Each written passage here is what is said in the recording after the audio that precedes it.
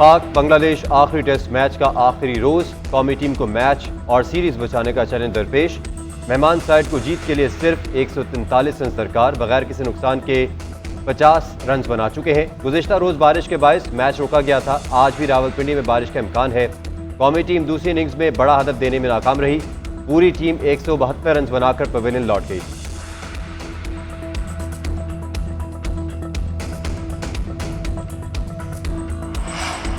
बलोचिस्तान में सैलाब के बायस सूरत हाल संगीन। कला सैफुल्ला के पहाड़ी इलाकों में क्लाउड बर्ड्स, तूफानी बारिश के बायस सैलाबी रेले आबादियों, फसलों और बागों में दाखिल।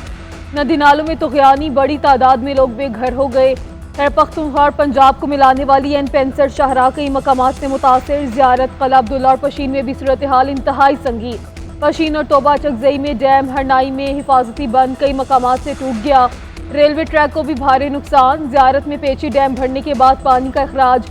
योब, हुसदार और तुरबत में 5 बच्चे डूबकर जाम बहाक। सैलाब मुतासरीन सड़कों पर रहने पर मजबूर। खाने पीने की अशिया खत्म, अद्वियात मौजूद नहीं। ग़ज़ाई किल्लत और बीमारियों ने परेशान हाल अफराद को अज़ियत में मुब्तला कर दिया।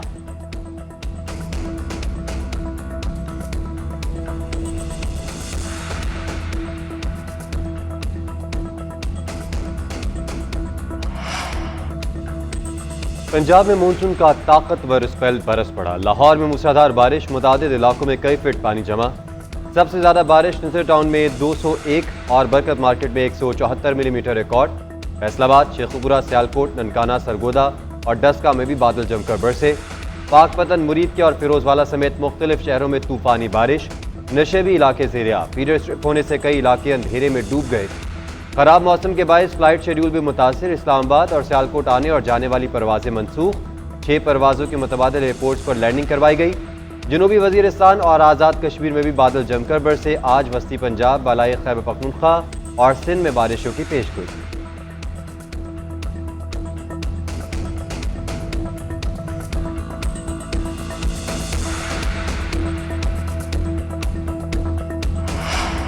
अंदरूनी सिंध बारिशों और सैलाब से बड़े पैमाने पर नुकसान। दादू की गाज नदी के सैलाबी पानी से मरकजी शाहराह बंद।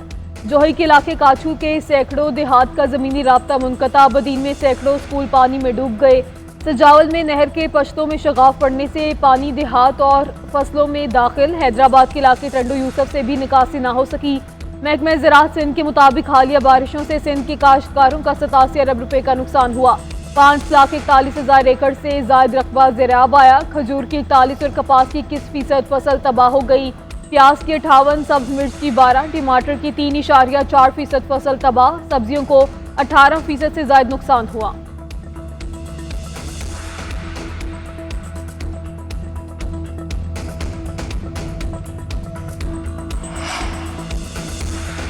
जजेस की तादाद बढ़ाने का बिल कौमी असम्बली में भी पेश किया जाएगा। दानियाल चौधरी के बिल में जजेस की तादाद 23 करने की तजवीज़।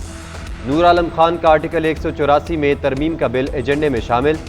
तौहीन अदालत ऑर्डिनेंस की तनसीख का बिल पेश किया जाएगा।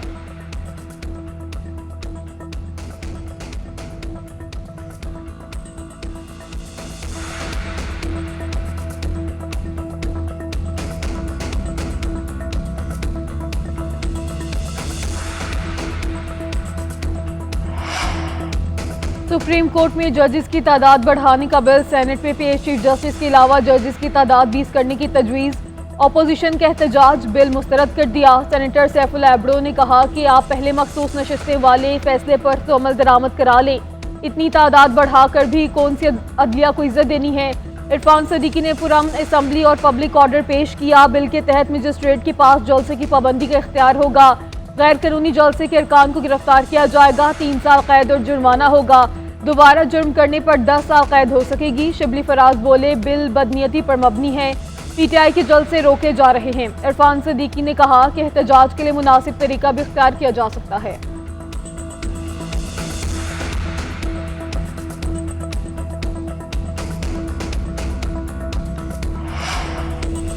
9 मई का हिसाब होने तक कोई मुज़ाकरात नहीं होंगे। PTI चाहती है एस्टेब्लिशमेंट रिलीफ दे, ये NRO मांग रहे हैं। वफाकी वज़ीर दिफा ख्वाजा आसिफ कहते हैं रऊफ हसन इस वक्त NRO के लिए तरले कर रहे हैं। तहरीक इंसाफ सियासी जमातों की बजाय फौज से बात करना चाहती है। बानी PTI जेल से रोजाना कहते हैं फौज से मुज़ाकरात करो। महमूद अजगजई से पूछ लें क्या ये फौज से मुज़ाकरात करना चाहते हैं। महमूद अजगजई ने जवाब दिया, हर इदारे से मुज़ाकरात करूंगा, एस्टेब्लिशमेंट से भी बात होगी, सब स्टेक होल्डर्स बैठे और मुल्क पर रहम करें, हमें एस्टेब्लिशमेंट को आइन की बालादस्ती पर कायल करना है।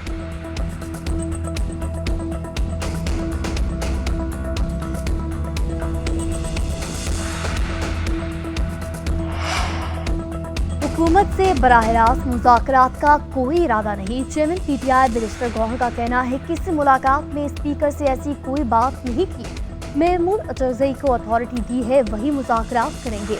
अपोजिशन लीडर उमर अयूब बोले, बानी पीटीआई ने एनआरओ मांगा, ना ही लेंगे। अभी मुज़ाकरात के लिए माहौल साजगार नहीं, हमारे केसेस खत्म और बानी पीटीआई रिहा होंगे तभी मुज़ाकरात होंगे। ख्वाजा आसिफ को भी अपनी वजारत के चपरासी का नहीं पता।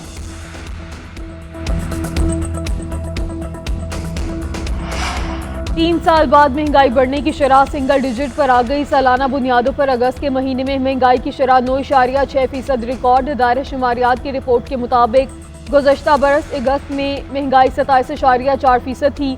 दही इलाकों की निस्बत शहरी इलाकों में महंगाई की शरह ज्यादा रही। वज़ीर आज़म का महंगाई की शरह कम होने पर इज़हार इत्मीनान, कहा हुकूमती मुआशी टीम की मेहनत रंग ला रही है। सितंबर के महीने में अफराते ज़र की शरह में मजीद कमी की पेशगोई कौम के लिए खुशखबरी है। हमने अपनी सियासत की कुर्बानी देकर मुल्क की मैशत को दिवालिया होने से बचाया।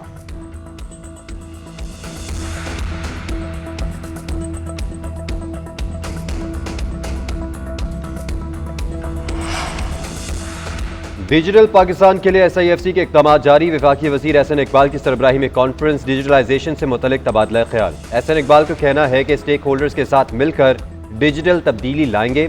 नौजवानों को जदीद टेक्नोलॉजी से मुंसलिक करना है। IT के बुनियादी ढांचे, साइबर सिक्योरिटी और डिजिटल टेक्नोलॉजी को अपनाने पर गौर।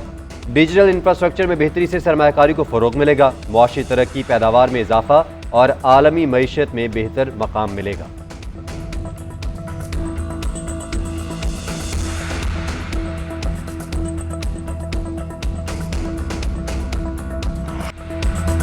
और मारूफ नातख्वां जुनेद जमशेद का 60वां यौम पैदाइश। हमदे बारी ताला हो या नाते रसूल, मिले नगमा हो या मनकबत, उनका कलाम हमेशा मकबूल रहा। जुनेद जमशेद ने गुलकारी में नाम कमाया, समाजी कामों में भी पेश रहे। जुनेद जमशेद का मिले नगमा दिल दिल पाकिस्तान आज भी हर दिल की आवाज़ है।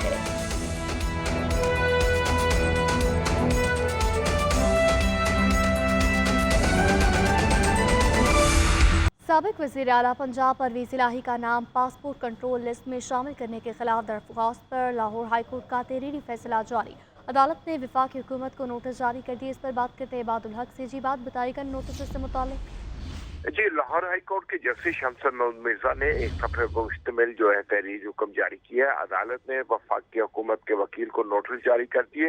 वफाकी हुकूमत के वकील ने जो शराज ज़का है उन्होंने वक्त मांगा इस्तला की कि इसके लिए मोहलत दी जाए। अदालत ने उनकी इस्तला मंजूर कर ली और अब दरख्वास्त पर कार्रवाई 3 अक्टूबर को होगी। परवेज़ इलाही और उनके खानदान के अरकान ने अपना नाम पासपोर्ट कंट्रोल लिस्ट में शामिल करने के इक़दाम को चैलेंज किया और साथ ही इस्तला की उन्हें बाहर जाने की इजाज़त दी जाए। उन्होंने उम्रे पर जाना है, इसलिए उनका नाम इस लिस्ट से खारिज किया जाए। जी ठीक है, अपडेट करने के लिए बहुत शुक्रिया।